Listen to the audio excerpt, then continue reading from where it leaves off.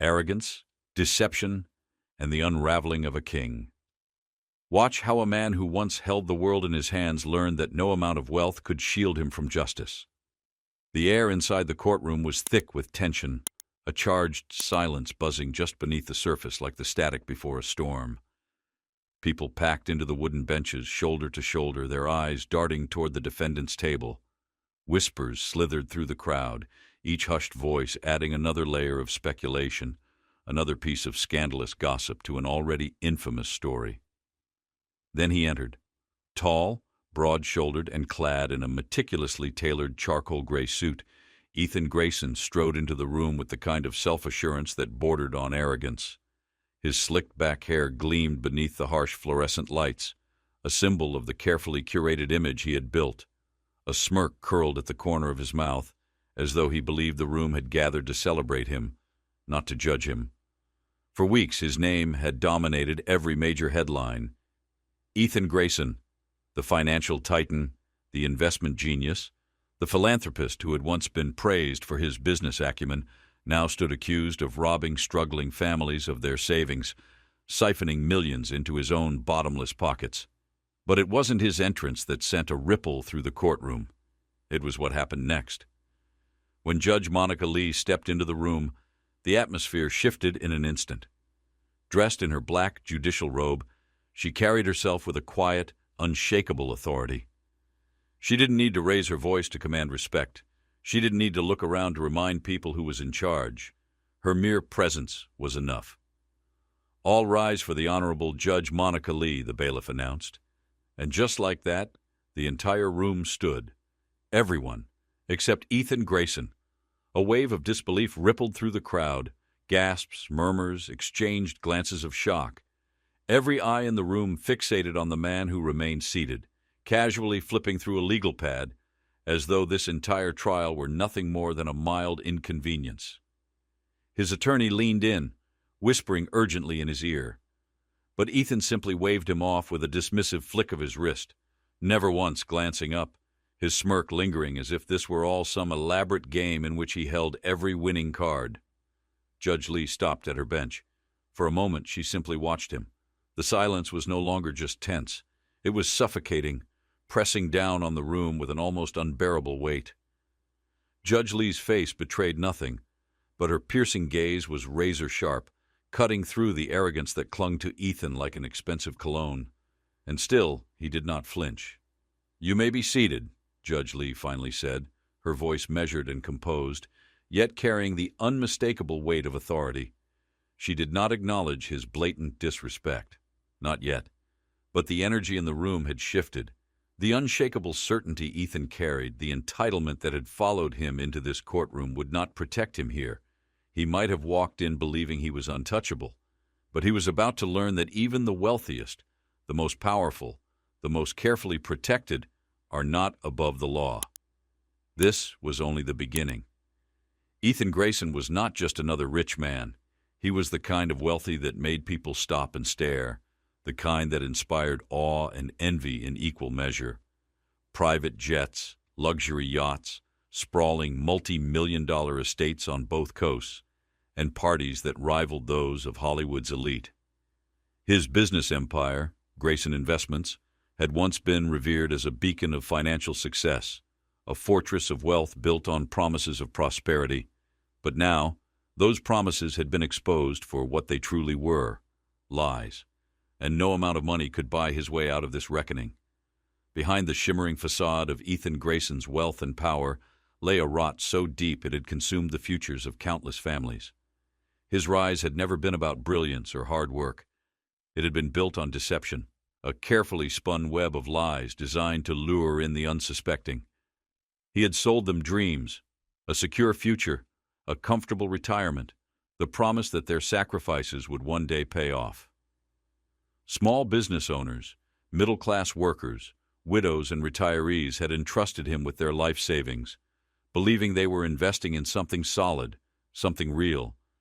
But nothing about Ethan Grayson had ever been real.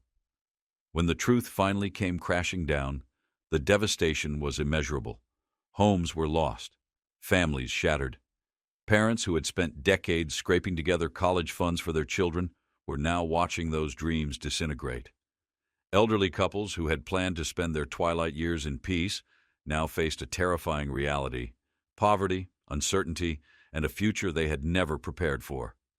And yet, to Ethan, it was just business. Even as investigators gathered the overwhelming mountain of evidence against him, bank records, falsified documents, whistleblower testimonies, he remained smug, untouchable. "I've got the best lawyers money can buy," he told reporters outside his sprawling Malibu mansion, flashing the same confident grin that had charmed so many into trusting him. "This will blow over. It always does." And for a time, it seemed like he might be right. His legal team threw up every roadblock possible, filing motion after motion, dragging the case out for months. They painted him as a misunderstood genius, a victim of economic downturns, a scapegoat for other people's failures. But no amount of legal gymnastics could erase the truth. No smooth-talking attorney could undo the heartbreak of the people he had destroyed. By the time the trial finally began in San Francisco, the courtroom was overflowing every single day. People came seeking justice, some clinging to the faint hope that this man, who had taken everything from them, would finally be held accountable. Among them sat Angela Martinez, a widowed mother of 3, whose home had been foreclosed after she invested her savings with Grayson. Her youngest daughter had been forced to drop out of college. Beside her sat Peter Vaughn, a retired firefighter who had spent his life running into burning buildings, only to end up living in his brother's spare room after his retirement fund was wiped out. Their stories, and the stories of so many others, unfolded in gut-wrenching detail throughout the trial. Angela's voice cracked as she described the moment she realized she couldn't pay her mortgage. "I begged them not to take my house," she sobbed, her hands trembling. "But they didn't care. My kids and I slept in our car for weeks. Do you know what that feels like?" Peter's testimony was just as devastating. "I spent my whole life saving people from fires," he said, his voice shaking with barely contained rage. "And this man, he burned my future to the ground without a second thought." And yet, through it all, Ethan remained indifferent. As victims poured out their pain, as they described their shattered lives, he lounged in his chair, scrolling through his phone, whispering jokes to his attorney. To him, they were nothing more than noise, irrelevant voices that would never change the outcome he was certain was already in his favor. The press devoured every moment. Headlines screamed about his arrogance, his blatant lack of remorse, his shameless defiance in the face of justice. Public opinion turned against him like a rising tide. Still, Ethan didn't care. Public opinion didn't cut him checks. His attorney tried to spin the narrative, standing before a sea of reporters with a carefully rehearsed statement. "Mr. Grayson deeply regrets any hardship caused," the lawyer said smoothly, "but he remains confident that the truth will prevail." But the truth was that Ethan had no regrets. He had never intended to admit guilt, never once considered taking responsibility. He was betting on the system bending to his will, just as it always had before. But there was one thing Ethan hadn't accounted for: Judge Monica Lee. She wasn't like the politicians, the bankers, the executives he was used to dealing with. She wasn't someone who could be bought, influenced, or intimidated. And as the trial dragged on, Ethan began to feel the walls closing in. The courtroom became a battleground, and outside, news vans lined the streets, reporters jostling for position, desperate to capture every detail of what had become one of the most sensational trials in recent history. Inside, the tension thickened with every passing day. Witness after witness took the stand, each one adding another nail to Ethan Grayson's metaphorical coffin. But it wasn't just the testimonies that sent shockwaves through the room. It was Ethan himself. His arrogance, his disdain for the very people he had destroyed, became undeniable. And then came the moment that silenced even his most ardent defenders. On the third day of the trial, the prosecution unveiled the damning evidence that would seal his fate. A series of emails in which Ethan had explicitly instructed his team to falsify records, to mislead investors, to manipulate the very people who had trusted him with their livelihoods. The courtroom gasped. For the first time, Ethan's smirk faltered. Reality was catching up to him, and this time there was no escape. The courtroom was frozen in silence as the prosecutor read his own words back to him. "Make the numbers look good. We need these suckers to sign on the dotted line." The sentence hung in the air, thick with venom, a cruel confirmation of what everyone in that room already knew. Ethan Grayson had never seen his victims as people. To him, they were pawns, stepping stones, disposable means to an end. Angela Martinez sat in the front row, shaking her head, her face a mask of disbelief. Peter Vaughn clenched his fists so tightly his knuckles turned white. "And Ethan?" He smirked. The prosecutor turned toward him, her voice like the sharp edge of a blade. "Mr. Grayson, do you recognize this email?" Before he could respond, his lawyer shot up. "Objection! This has been addressed in pretrial hearings." Judge Monica Lee didn't so much as blink. "Overruled. The defendant will answer the question." Ethan leaned into the microphone, his tone drenched in condescension. "Yes, I recognize it. But let's not pretend it means what you're implying. It's just business talk. You wouldn't understand." A ripple of gasps spread through the courtroom. Judge Lee's gavel cracked against the bench like a gunshot. "Order in the court," she commanded, her voice sharp and controlled. She turned her attention to Ethan, her gaze steady. "Mr. Grayson, I advise you to watch your tone. This is not a boardroom meeting." But he didn't care. If anything, he looked amused, as if this was just another game, another boardroom negotiation, where he held all the cards. His arrogance only grew as the trial pressed on. He chuckled under his breath when witnesses spoke. He rolled his eyes when victims wept. He leaned over to his lawyer, whispering, smirking, completely unfazed by the gravity of the moment. And then came Angela Martinez's testimony. She stepped up to the stand, a crumpled piece of paper clutched in trembling hands. Her voice wavered at first, but the weight of her pain gave it strength. "I trusted him," she said, locking eyes with Ethan. "I trusted him with everything I had, and he destroyed my family's future." Ethan didn't even lift his gaze. He sat back in his chair, scrolling through his phone. The prosecutor's voice sliced through the courtroom. "Your Honor, the defendant is clearly not paying attention to the witness." All eyes turned to Judge Lee. Her expression didn't change, but a quiet fury burned behind her composed exterior. "Mr. Grayson," she said, her voice even, controlled, "put your phone away, now." Ethan glanced up, unbothered, holding up the device like a child caught passing notes in class. "I was just checking something important," he said with a smirk. Judge Lee's voice hardened, ice creeping into her words. "I said now." For a moment it looked like he might argue, but something in her tone, something immovable, unshakable, made him set the phone down. The damage was done. Angela continued, but her voice had changed. There was something new in it now, something not just hurt, but disgust. She couldn't believe it, couldn't fathom that after everything he still didn't care. By the time she finished, tears stained the faces of nearly everyone in the courtroom, except for Ethan Grayson. The prosecution rested a week later. The defense tried everything, twisting testimonies, discrediting witnesses, painting Ethan as a misunderstood businessman hounded by overzealous prosecutors. But no matter how hard they spun it, the cracks were too big to cover. Through it all, Judge Lee remained composed. She spoke little, but her presence loomed over the room, steady and unyielding. Yet for those who had watched closely, it was clear her patience was wearing thin. Then came the final day.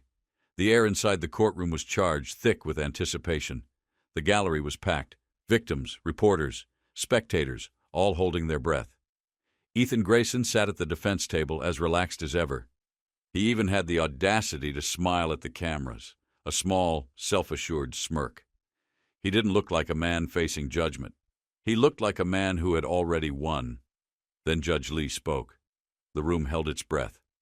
"Mr. Grayson," she began, her voice steady, deliberate, "you have been found guilty on all counts: fraud, conspiracy, and obstruction of justice." Not a sound. She continued. "The evidence against you is overwhelming. The testimonies of your victims paint a clear picture of the damage you have done.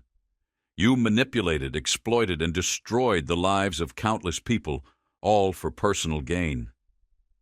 Ethan leaned back, his expression unreadable. But Judge Lee wasn't finished. Throughout this trial, you have shown a blatant lack of remorse. Your behavior in this courtroom has been nothing short of disgraceful. You have insulted your victims, disregarded this court's authority, and treated these proceedings as if they were beneath you. A murmur of agreement rippled through the crowd. Angela Martinez squeezed her hands together so tightly her knuckles turned white. Judge Lee's voice grew colder. Justice, Mr. Grayson, is not about wealth. It is not about power. It is not about privilege. It is about accountability. She leaned forward slightly, her words final, absolute. And today, you will face the consequences of your actions. The silence in the courtroom was absolute. The weight of the moment pressed down on everyone in the room, so heavy it felt as though the air itself had stilled. You could hear the faint rustling of paper, the quiet shifting of bodies, the shallow anticipatory breaths of those who had waited for this moment for far too long. For the first time, Ethan Grayson's smirk faltered. His easy confidence, the smug self-assurance he had carried like a shield throughout the trial, wavered. He sat up straighter in his chair, as if somehow bracing himself. Judge Monica Lee's voice, steady and unwavering, shattered the silence. Therefore, I hereby sentence you to... She spoke the number, the years, the full weight of his punishment. The gasp that followed was almost a physical thing, rippling through the crowd like a shockwave. Ethan's face drained of color. He sat frozen, his breath caught in his throat, as if his body refused to accept what his mind had just heard. Years, not months, not probation, not some slap on the wrist in a luxury facility where he could wait out the storm in comfort. Years.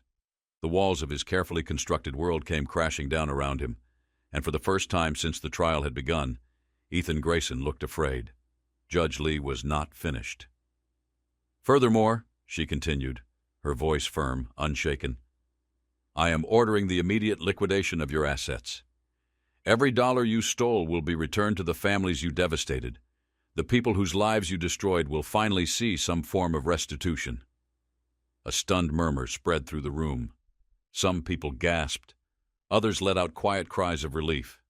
The victims, the ones who had lost everything at Ethan's hands, clutched one another, shaking their heads as if they couldn't believe what they had just heard.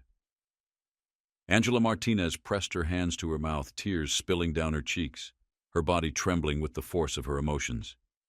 Peter Vaughn leaned back in his seat, his eyes wide, shaking his head in disbelief. But Ethan surged to his feet, his face twisted in fury. You can't do this, he bellowed, his voice echoing off the courtroom walls. His carefully composed mask was gone now, replaced with raw, unfiltered rage. I'm Ethan Grayson. You can't treat me like some common criminal. Judge Lee's gavel struck hard against the bench. The sound was sharp, final. Mr. Grayson, she said, her voice calm but commanding, sit down. But Ethan wasn't finished. He had spent his entire life bending the rules, breaking them when necessary, buying his way out of consequences. He wasn't about to accept this. This is a joke, he spat. I'll appeal this. I'll ruin you. You'll never sit on that bench again. Do you hear me? You don't get to do this to me. The bailiffs moved in, their presence a silent warning. Judge Lee didn't flinch. She didn't even raise her voice. But when she spoke, her words cut through his outburst like a knife. This is my courtroom, Mr. Grayson, and in my courtroom you will show respect. She turned to the bailiffs, her expression unreadable. Escort the defendant out. Ethan fought against them, shouting protests, but his voice grew fainter as he was dragged toward the doors. The moment they slammed shut behind him, the courtroom erupted, not in chaos but in something far rarer. Applause. It wasn't just relief. It wasn't just satisfaction. It was a victory cry, a moment of justice so unexpected, so long overdue, that people couldn't contain themselves. Judge Lee exhaled, her expression softening just slightly as she turned to the audience. Justice has been served, she said, her voice carrying through the room. Let this be a reminder that no one, no matter how powerful, no matter how privileged, is above the law. But as the courtroom emptied, as reporters rushed to file their stories, as victims gathered their belongings and prepared to step back into a world forever changed by this verdict, one question lingered in the air. Would it be enough? Would a sentence like this, no matter how severe, be enough to change a man like Ethan Grayson? Outside, the courthouse steps were alive with voices and flashing cameras. Angela Martinez stood among the crowd, clutching her purse tightly. A reporter approached her, microphone extended. "How do you feel after today's verdict?" Angela hesitated, emotions swirling inside her. Then she took a breath and answered. "I feel relieved," she admitted.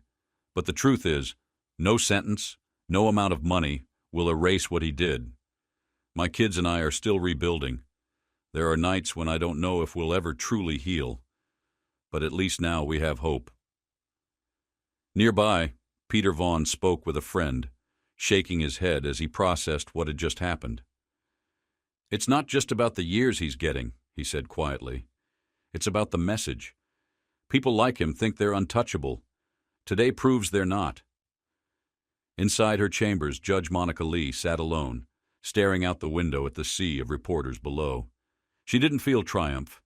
She didn't feel victory. This wasn't about personal satisfaction. It never had been. Her job wasn't to feel. It was to uphold the law, to make sure justice was served, no matter how powerful the person sitting before her was. This case had never been about one man. It had been about the system, about proving that the scales of justice could still balance, even under the crushing weight of money and influence. Ethan Grayson's name would dominate headlines for weeks. His case would be debated, analyzed, politicized. But for the people he had wronged, the people whose lives he had destroyed, this chapter was finally closing. The financial restitution would help. Many would start over, rebuild, find some measure of peace. But the scars he left behind, those would take much longer to heal. And yet, something had shifted. A conversation had begun. People across the country were talking, not just about Ethan Grayson, but about accountability, about power, about the idea that justice wasn't just a privilege for the wealthy, but a right for everyone. The verdict became a rallying cry. People began sharing their own stories, finding strength in what had happened in that courtroom. But perhaps the most powerful moment of all came weeks later, when Angela Martinez's youngest daughter, Sophia, wrote a letter to Judge Lee. It was published in a local newspaper, and when people read it, many found themselves wiping away tears. "Thank you for standing up for my family," it read. "Thank you for showing us that people like Ethan Grayson can't get away with hurting people like us. You didn't just give us justice. You gave us a second chance." And in the end, that was the real story. Not just a courtroom battle. Not just the downfall of one powerful man. But a reminder that justice is not just an ideal. It is not just a word. It is something we must fight for every single day.